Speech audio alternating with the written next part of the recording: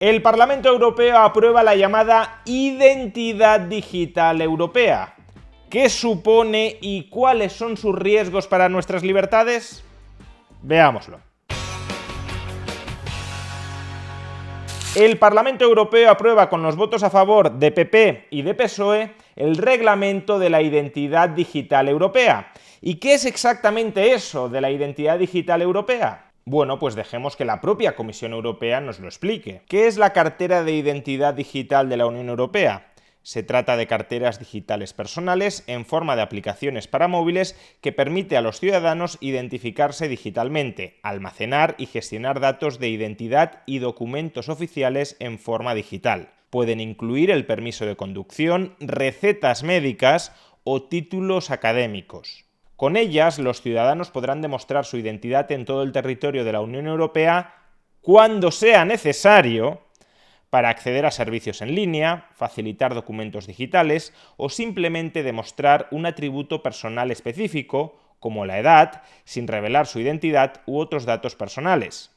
Los ciudadanos controlarán plenamente en todo momento los datos que faciliten y con quién se comparten esos datos. Por tanto, la identidad digital europea es un mecanismo estatal y digital de identificarse. Una especie de DNI digital que tendremos almacenado, por ejemplo, en nuestras terminales móviles y que contendrá mucha más información que el propio DNI físico.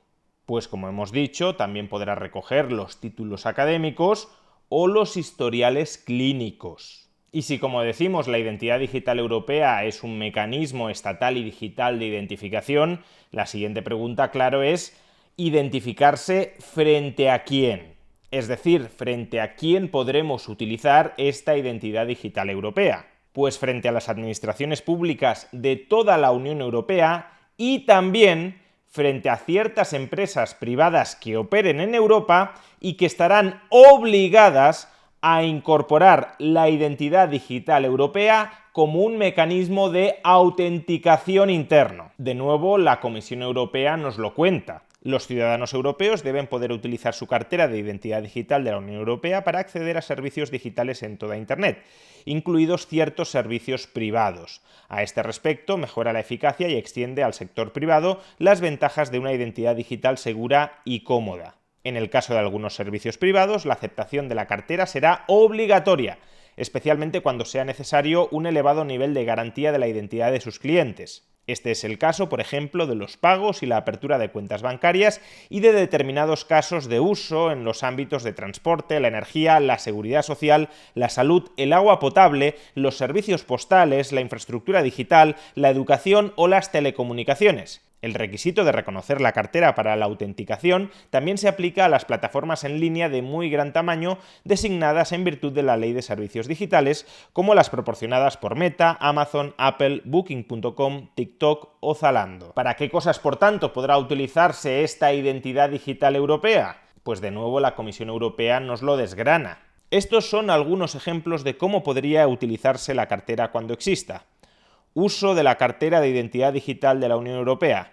Peter ha instalado una cartera de identidad digital de la UE en su teléfono móvil. La cartera digital de Peter le permite descargar, almacenar y utilizar sus datos personales básicos, un permiso de conducción, un diploma y una tarjeta bancaria que antes llevaba en su cartera física. La cartera también permitirá a Peter firmar electrónicamente cualquier transacción digital, como un contrato de trabajo o de alquiler. O también para alquilar un coche en el aeropuerto, o para identificarse en un servicio en línea para demostrar su identidad, o para reservar un hotel online. Y por último, también hay que señalar que según la Comisión Europea, de momento, los ciudadanos no estarán obligados a registrarse a esta identidad digital europea. Es decir, que simplemente será una opción para aquellos ciudadanos europeos que quieran utilizar este nuevo mecanismo que va a implantarse dentro de Europa para identificarse digitalmente. En principio, por tanto, no estaremos obligados a suministrar y almacenar online toda la información privada que anteriormente he mencionado. Y si esto fuera realmente así, podríamos llegar a pensar que esta identidad digital europea meramente constituye una infraestructura gratuita para el usuario que nos proporciona la Unión Europea para identificarnos en el mundo digital. En la medida en que una parte creciente de nuestras interacciones sociales y económicas tenga lugar en el mundo digital, puede ser necesario contar con un mecanismo confiable a través del cual identificarnos online. Y por consiguiente podríamos pensar que el sector público, que supuestamente vela por el interés general y el bien común, sería una institución especialmente cualificada, especialmente apta para suministrarnos este mecanismo estandarizado, seguro, confiable y protector de la privacidad a través del cual poder identificarnos en el mundo digital. Sin embargo, si analizamos la política sin ningún tipo de romanticismo, es decir, si miramos a los políticos a la cara tal cual son esos políticos, deberíamos ser conscientes de que todas esas personas no buscan nada parecido al interés general o al bien común. Lo que buscan es su interés particular y el de aquellos lobbies que consiguen manejarlos a su antojo. Y el interés particular de los políticos y de los lobbies perfectamente puede ser el de controlar a la población. Y en este sentido, la identidad digital europea puede proporcionar un nuevo y potentísimo mecanismo para que políticos, burócratas y lobbies controlen en mucha mayor medida a la población.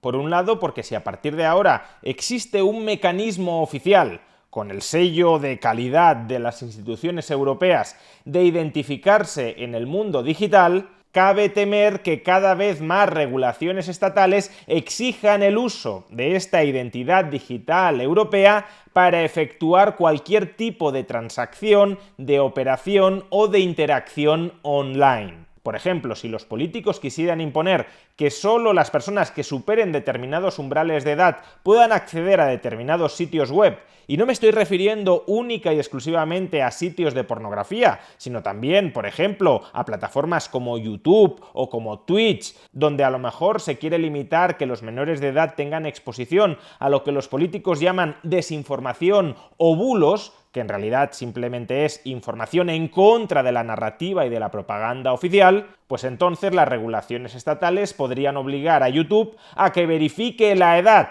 del usuario del vídeo a través de esta identidad digital europea antes de posibilitar que el usuario acceda a determinados contenidos en esa plataforma. Y en tal caso, aunque la identidad digital europea no es obligatoria para el usuario, porque formalmente nadie estaría obligado a sacarse esa identidad digital europea, si una regulación estatal le impone a YouTube que verifique la edad del usuario a través de la identidad digital europea, si los ciudadanos no se sacan esta identidad digital europea, pues no podrían acceder, por ejemplo, a los servicios de YouTube. O, tal como ponía de ejemplo la Comisión Europea, no podría comprarse a través de Amazon, no podría alquilarse una habitación de hotel o no podría alquilarse un vehículo en un aeropuerto. En otras palabras, el hecho de crear la identidad digital europea probablemente suponga que a medio o largo plazo este mecanismo de identificación online vaya cobrando cada vez más peso en nuestras vidas porque el Estado, que es en última instancia el que ha creado este mecanismo de identificación online, así lo imponga. Y por otro lado, también existe otro riesgo muy importante para nuestras libertades en esta identidad digital europea. Ya no se trata solo de que indirectamente estaremos coaccionados a sacarnos esta identidad digital europea y de que por tanto estaremos forzados a volcar información muy personal, como podría llegar a ser el historial clínico, en esta cartera de identidad digital europea, sino que en la medida en que necesitemos este tipo de certificación online para poder ejercer nuestras libertades, si el Estado nos retira esa identidad digital europea, directamente nos estará censurando y anulando como personas. Antes he puesto el ejemplo del requisito de edad para acceder a determinados sitios web o para efectuar determinadas transacciones. Pero imaginemos que el criterio para acceder a determinados sitios web o para efectuar determinadas transacciones no es solo la edad, sino también el nivel educativo. Imaginemos que los políticos dictaminan que aquellas personas que no hayan completado unos estudios universitarios no se pueden exponer a la manipulación de las redes sociales porque son mucho más fácilmente manipulables y, por tanto, a través de esa manipulación se está socavando la democracia. Pues bastaría con que exigieran a YouTube, a Twitter o a otras plataformas sociales que para poder acceder a ellas o para poder acceder a parte de ellas se le exija al usuario que acredite no ya su edad, sino también su titulación académica. O todavía peor, ¿qué hacen los estados cuando quieren imposibilitar o dificultar que un investigado por la justicia salga del país? Pues lo que hacen es retirarle el pasaporte. El pasaporte es un mecanismo de identificación transfronterizo que es requisito indispensable para poder cruzar las fronteras. Así lo establecen, así lo imponen los estados. Y claro, si tú conviertes al pasaporte en el único mecanismo válido de identificación transfronteriza, en caso de que el Estado te quiera impedir cruzar la frontera, basta con que te retire el pasaporte. Para eso sirve justamente el pasaporte, no para identificarte en la frontera, porque si meramente se tratara de identificarte en la frontera, valdrían otros mecanismos de identificación distintos de aquel que aprueba el Estado. El pasaporte, para lo que sirve, es para establecer controles de movimientos en la frontera, porque solo si cuentas con el salvoconducto oficial que te expide el Estado, es decir, el pasaporte, estás autorizado a cruzar la frontera. Pues bien, con la identidad digital europea podría terminar sucediendo algo similar. Una vez se te exija específicamente este mecanismo de identificación online, si el Estado te lo retira o te lo restringe, perderías la capacidad de poder interactuar socialmente. No podrías realizar casi ninguna transacción, casi ninguna operación que el Estado no desee que efectúes. Insisto, el problema no reside en que haya que identificarse en el mundo digital. Si queremos interactuar con alguien o efectuar algún tipo de transacción, puede ser imprescindible que ambas partes se identifiquen, no solo en el mundo digital, sino también en el mundo no digital. El problema no está en que las partes en una transacción tengan la libertad de exigirse recíprocamente que se identifiquen, en este caso que se identifiquen digitalmente. El problema reside, primero, en que sea el Estado quien imponga cuándo hay que identificarse digitalmente y segundo, que el único mecanismo válido de identificación online termine siendo este que establece el Estado. Porque si fueran las partes y no el Estado las únicas que pactaran si hay que identificarse o no en una transacción, y si además esas partes admitieran diversos mecanismos plurales y distintos de identificarse, de demostrar su identidad, pues entonces, aun cuando el Estado creara un mecanismo público subsidiado por el Estado de identificación online, no habría ningún peligro. Aquellos que quieran utilizar el mecanismo de identificación estatal lo utilizarían. Y lo utilizarían además cuando las partes privadas en una transacción requirieran utilizarlo.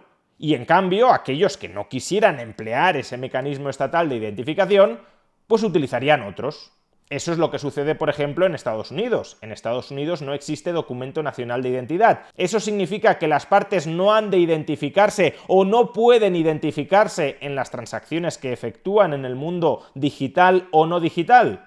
No, lo que significa es que pueden emplear otros mecanismos para demostrar cuál es su identidad. Por ejemplo, el carnet de conducir, la partida de nacimiento, un contrato de alquiler, una escritura ante notario, etc.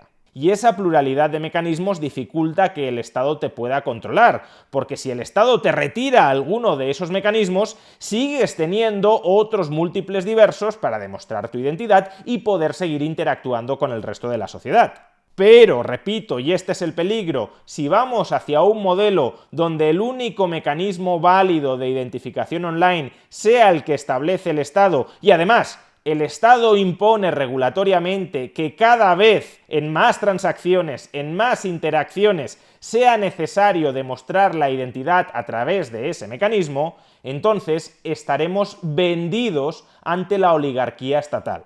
porque entonces, controlando el mecanismo de identificación online que ellos han creado y que ellos pueden imponer y regular, controlarían prácticamente todos los aspectos de nuestras libertades. ¿Terminará siendo este el camino distópico que sigamos?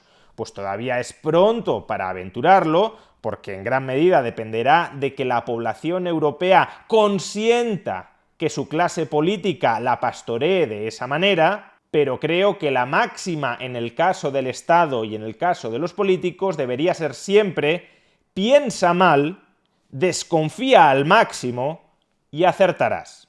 Y cuanto más potencialmente grave y lesiva para nuestras libertades sea la amenaza, más deberíamos pensar mal y más deberíamos desconfiar, porque nos jugamos demasiado. Cuanto mayor es el poder, mayores deberían ser los contrapesos a ese poder. Y por desgracia, en Europa no existe ni desconfianza generalizada ni contrapesos suficientes al rodillo del poder político. Y por eso ese rodillo cada vez nos aplasta más impunemente.